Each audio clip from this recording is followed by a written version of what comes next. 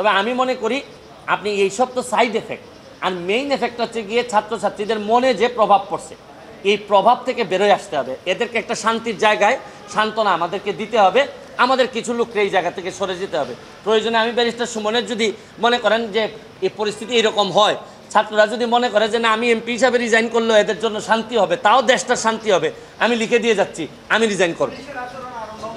নমনীয় অবশ্যই হবে। দেখেন এই যে প্রথমেই যারা এই ঘটনাতে বিভিন্নভাবে নিহত হয়েছেন তাদের আত্মার মাগফিরাত কামনা করতেছি।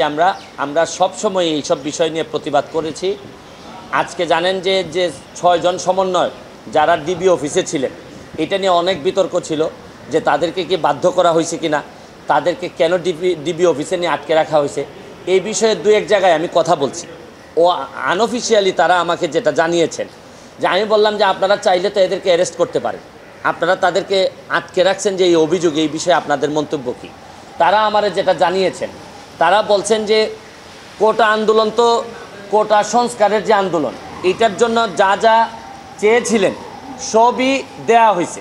মানে যারা এই কোটা আন্দোলনে, কোটা সংস্কারের আন্দোলনে তারা যা চেয়েছিলেন তার চেয়ে দেখা যাচ্ছে যে 95%, 93% দেওয়া হয়েছে। মানে ওনারা যা চেয়েছিলেন কোটার বিষয়ে কিন্তু আর কোনো বক্তব্য এখন আর নাই। কোটা বিরোধী আন্দোলনের কোনো কথা এখন আর মাঠে নাই। তারপরও মাঠে মানুষ কেন? তাইলে কোটার পরে যে আন্দোলন চলতে পারে, এটা হচ্ছে কি আমিও বলছি যে এই আন্দোলনে আমাকেও আপনারা সাথে নেন। যদিও সাথে নেন কোনটা, এটা হচ্ছে এই আন্দোলন করতে গিয়ে যারা নিহত হয়েছেন, যারা আহত হয়েছেন, তাদের এই প্রক্রিয়াতে কার কার দায় আছে, ভুল হয়েছে কিনা, পুলিশ কি এক্সেসিভ ফোর্স ব্যবহার করছে কিনা, পুলিশ কি এই আম যারা তাদের ব্যাপারে গুলি করতে পারে কিনা, এগুলা নিয়ে আপনাদের আলোচনা হইতে পারে, বিচারের আমরা আদালতের দ্বারস্থ হইতে পারি। এখন হচ্ছে কি এই প্রক্রিয়া। এবং আপনারা জানেন যে কমিশন অলরেডি এই রংপুরে যাবে, এটার প্রক্রিয়া শুরু হয়েছে। মাননীয় প্রধানমন্ত্রী বলছেন যে এই তদন্ত প্রয়োজনে জাতিসংঘ এসে এটা করুক। আমি এটাকে সাধুবাদ জানাই। এবং আমি আরেকটা কথা বলতে চাই, আপনাদের বিচারের প্রক্রিয়াতে না গিয়ে আপনারা যদি আন্দোলন সংগ্রাম এবং ভাঙচুরে যদি আবার জনসাধারণের শৃঙ্খলা নষ্ট হয় এরকম কাজে যদি জড়িত থাকেন, তাইলে তো রাষ্ট্রের এবং সরকারের এটা রক্ষা করতে গিয়ে আবার শক্ত অবস্থানে যাইতে হবে। এর মানে কি দাঁড়াচ্ছে?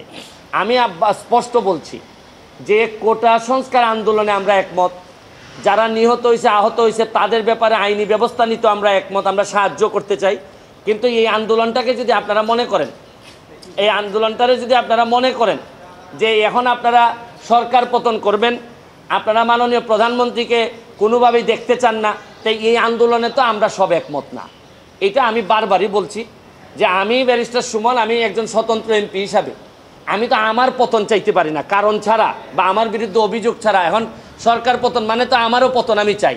আর প্রশ্ন হচ্ছে গিয়ে কোটা আন্দোলনের জন্য আসছিলেন, আপনারা সফল হয়েছেন এবং এটা মানতে বাধ্য হয়েছে সবাই, এটা আদালতের মাধ্যমেই আসছে। এখন আপনারা বিচার চাইতে পারেন যে কোন কোন জায়গায় অন্যায় হয়েছে। এবং আমি আপনাদের মাধ্যমে আরেকটা কথা বলতে চাই, আপনারা জানেন যে ডিবির যিনি হারুন সাহেব ছিলেন, এই যে হাইকোর্ট তাকে নিয়ে একটা কথা বলছে যে তামাশা, আপনি জাতির সাথে এটা তামাশা।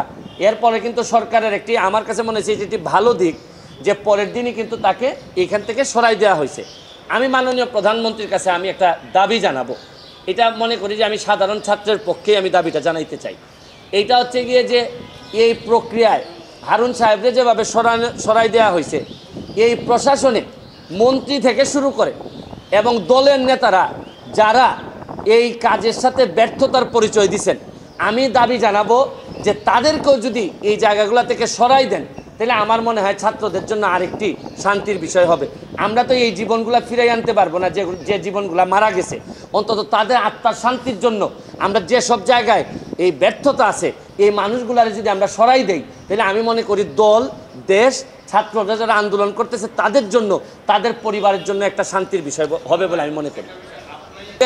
বল প্রয়োগের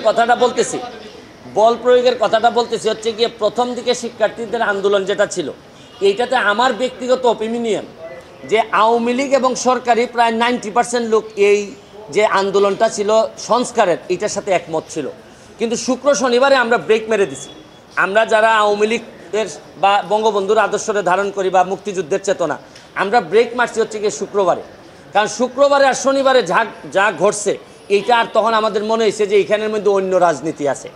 এখন আপনারা যেটা বলতেছেন যে এক্সেসিভ ফোর্স, এরা একটা অহিংস আন্দোলন করতেছে, এখনও একটা ভয় রয়েই গেছে যে এদেরকে ব্যবহার করে আবার কোনো এইরকম যদি আন্দোলন বা এইরকম জ্বালাও পোড়াও যদি শুরু হয়, আপনি কি মনে করেন এই গোয়েন্দা সংস্থা অলরেডি একবার ফেল হয়েছে?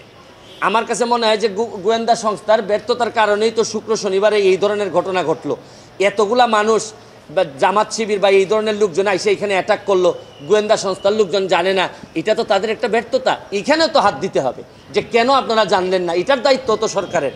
এখন আমি মনে করি যে হয়তো এক্সট্রা কশন থেকে যে কেউ যেমন ধরেন এই 6 জন সমন্বয়ককে যে ধরা হয়েছে, আমাকে আনঅফিসিয়ালি জানানো হয়েছে যে তারা চায় আন্দোলন কোটার জন্য, বৈষম্যমূলক আন্দোলন। এইটা শেষ করার পরও দেখা যাচ্ছে যে এদেরকে বাইরের একটা ইনফ্লুয়েন্স, যারা আসলে কোটার সাথে সম্পর্কিত না, এরা রাষ্ট্রের বিরুদ্ধে, তারা তাদেরকে ইনফ্লুয়েন্স করার চেষ্টা করতেছে। এবং এরা যেহেতু সাধারণ ছাত্রদের প্রতিনিধি, তাদেরকে একটা মানে আমরা যে বলি যে একটা সেফ এনভায়রনমেন্টে রাখার জন্যই এই ডিবি অফিসে রাখা হয়েছিল। এরা এদের যুক্তি দেখাচ্ছে, এটা আপনারা বিশ্বাস করতেও পারেন, নাও করতে পারেন, এই জন্যই তো আজকে ছেড়ে দেওয়া হয়েছে। তো ওভারঅল আমি মনে করি এখন যেটা গুরুত্বপূর্ণ, ছাত্রদের পক্ষেও আমি মনে করি যারা ব্যর্থ হয়েছেন এখানে, প্রশাসন বলেন, দল বলেন, নেতৃত্বে মন্ত্রী বলেন, যারাই ব্যর্থ হয়েছেন, আমি মাননীয় প্রধানমন্ত্রীর কাছে আমি দাবি জানাবো তাদেরকে আপাতত এই যারা মারা গেছে তাদের বা তাদের পরিবারের পক্ষে দাঁড়ানোর প্রক্রিয়া হিসেবে আমি মনে করি যে এদেরকে কিছু লোককে আপনারা সরাই দিবেন। আইনে আপনি তাকে ইচ্ছার বিরুদ্ধে তাকে নিয়ে যেতে পারবেন না, এটা স্পষ্ট আইন, এটাতে অস্বীকার করার কোনো সুযোগ নাই। তারা দেখা গেল যে স্টেটমেন্টও দিয়েছেন, আমি দেখলাম যে মনে করলাম যে স্টেটমেন্টটাও জোর করে আদায় করা হয়েছে, এই ধরনের কথা মনে করলাম। আমি প্রথমেই আপনাকে বলি, কাউকে ইচ্ছার বিরুদ্ধে কোনো জায়গায় আপনি আটকে রাখতে পারবেন না, এটা একদম প্লেইন একটা ল। কিন্তু এক্সেপশন আছে, কখন আপনি যেমন আমাকে যখন লাইফ থ্রেট দেওয়া হয়েছিল, আমি যখন এই দুই সপ্তাহ আগে আপনারা জানেন, এই সময় আমার বলা হয়েছে যে আপনি বাসা থেকে বের হবেন না। তো এই যে বের হবেন না, এটা কিন্তু আমাকে থ্রেট না, তারা কিন্তু আমাকে আটক করে রাখে নাই, আমার সিকিউরিটির জন্যই বলছে যে আপনাকে এখন আর বের হইতে দেওয়া হবে না, আপনি আসবেন না। তো আমি যেটা বলতে চাচ্ছি যে এদের যদি দেখতে হবে যে এরা ক্ষতিগ্রস্ত হয়েছে কিনা, এদেরকে ওইটার ভিতরে নিয়ে মারামারি করা হয়েছে কিনা, বা তাদেরকে যে বক্তব্য দেওয়া হয়েছে এই বক্তব্যের সাথে আপনি একমত কিনা। তবে তারা আসছে, এখন তারা আইসা যদি তারা বলে যে না আমাদের উপর নির্যাতন হয়েছে, আমাদের, তাহলে তো বিচারের মুখোমুখি হইতে হবে যারা নিয়ে গেছিলেন।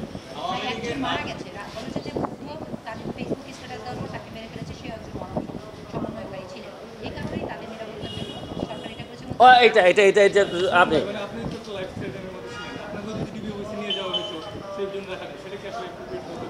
না ওইটা সিচুয়েশনই বলে দিবে আমাকে। যদি শুনেন, প্রশ্ন হচ্ছে গিয়ে যে আপনার সমস্যা আর আমার সমস্যা কোথায় জানেন?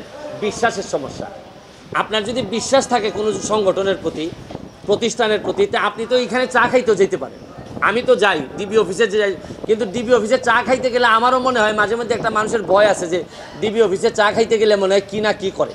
আর আমাদের এই ট্র্যাডিশন আছে, কেউ চা খাইতে দাওয়াত দিলেই মানুষ ভয় পায়, মনে করে যে চা খাইতে দাওয়াত দিয়ে না জানি কী করে, নিরাপত্তার অভাবে। না বিষয়টা হচ্ছে গিয়ে তারা যারা বেরোয় আসছে একমাত্র তারাই বলতে পারবে যে এটা কতটা অ্যাপ্রোপ্রিয়েট ছিল। এটাই তো আমি বললাম যে আপনার এটা ছাত্রলীগের যারা ভুয়া বলছেন, তারা নিজের লোকই তো ভুয়া বলছেন। এবং আরও শুধু ভুয়া বিষয় না, বা ধরেন ছাত্রলীগের যারা ভুয়া না বলে যদি তার প্রশংসা করতো, তাতেও তো দায় এড়ানো যাবে না। যাদের দায় আছে, ছাত্রলীগ ভুয়া বলছে এই কারণে যে দায় বাড়ছে তা না, প্রকৃত অর্থে তার যদি এই ব্যর্থতায় কোনো দায় থেকে থাকে বা যাদের আছে, তাদেরকে আমি মাননীয় প্রধানমন্ত্রীকে বলবো এই দেশের স্বার্থে, জনগণের স্বার্থে, এই যারা কোমলমতি ছাত্রদের স্বার্থে, তাদের পরিবারের স্বার্থে, তাদের পরিবারের মানসিক শান্তির স্বার্থে এই কিছু লোককে সরাই দিলে আমার কাছে মনে হয় আন্দোলনটা অনেকাংশে কমে যাবে বলে আমার বিশ্বাস। আর শুধু আন্দোলন কমলেও তো হবে না, এই সরকারকে আরও অনেক পথ পাড়ি দিতে হবে। যাদের মনে কষ্ট পাইছে, এই মনে কষ্টকে আবার ব্যাক করে নিয়ে আসার জন্য একটা লম্বা পথ পাড়ি দিতে হবে।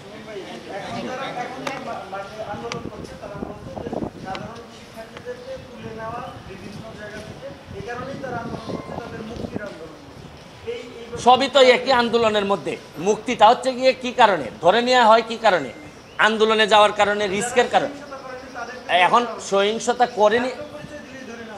সহিংসতা করেনি বা করছে, এটা তো ডিসপিউটেড কোয়েশ্চেন অফ ফ্যাক্ট। এটা একমাত্র তদন্ততেই জানা যায়। আপনার কাছে সবাই, আমার কাছে মামলায় যখন আসে সবাই বলে যে মিথ্যা মামলা, যখন আমার কাছে জামিনের জন্য আসে সবাই বলে যে ভাই আমার বিরুদ্ধে একটা মিথ্যা মামলা হয়েছে। এটা তো আসলে ডিসপিউটেড কোয়েশ্চেন অফ ফ্যাক্ট। তবে আমি মনে করি আপনি এইসব তো সাইড এফেক্ট, আর মেইন এফেক্ট হচ্ছে গিয়ে ছাত্রছাত্রীদের মনে যে প্রভাব পড়ছে, এই প্রভাব থেকে বেরোয় আসতে হবে। এদেরকে একটা শান্তির জায়গায় সান্ত্বনা আমাদেরকে দিতে হবে। আমাদের কিছু লোককে এই জায়গা থেকে সরে যেতে হবে। প্রয়োজনে আমি ব্যারিস্টার সুমনের যদি মনে করেন যে এই পরিস্থিতি এরকম হয়, ছাত্ররা যদি মনে করে যে না আমি এমপি হিসাবে রিজাইন করলেও এদের জন্য শান্তি হবে, তাও দেশটার শান্তি হবে, আমি লিখে দিয়ে যাচ্ছি আমি রিজাইন করব। নমনীয় অবশ্যই।